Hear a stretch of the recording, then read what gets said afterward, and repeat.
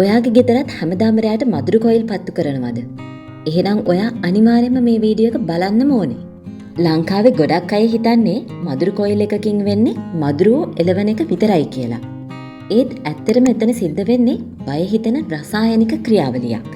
විද්‍යාත්මක පරීක්ෂණවලට අනුව එක මදුරු කොයිල් එකකින් පිටවන දුම් ප්‍රමාණය හා ශුද්ධ අංශ ප්‍රමාණය සිගරට් 100ක් බීම හා සමානයි. මේකෙන් පිටවෙන්නේ පියවි ඇසට නොපෙනෙන අතිශය විෂසහිත ශුද්ධාංශු. මේ අංශු කෙලින්ම යන්නේ අපේ පෙනහළුවලට. පෙනහළුවල තියෙන සියුම් වායු කෝෂ මේ දුම නිසා සදහටම විනාශ වෙන්න පුළුවන්. ලංකාවේ ශ්වසන රෝග සහ ඇදුම රෝගීන් වැඩි වෙන්න ප්‍රධානම හේතුවක් තමයි සංවෘත කාමර ඇතුලේ මදුරු කොයිල් පත්තු කිරීම.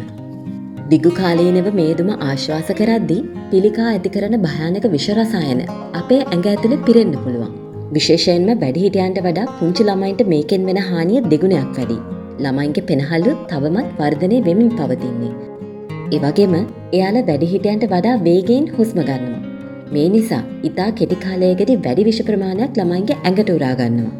මේක දරුවන්ව ජීවිත කාලයම ඇදුම රෝගීන් කරන්න පුළුවන් ප්‍රධාන හේතුවක් වෙන්න පුළුවන්. අදම මේ භයානක පුරුද්ද වෙනස් කරලා ඔයාගේ පවුලේ අයගේ වටිනා ජීවිත විෂ දුමින් ආරක්ෂා කරගන්න.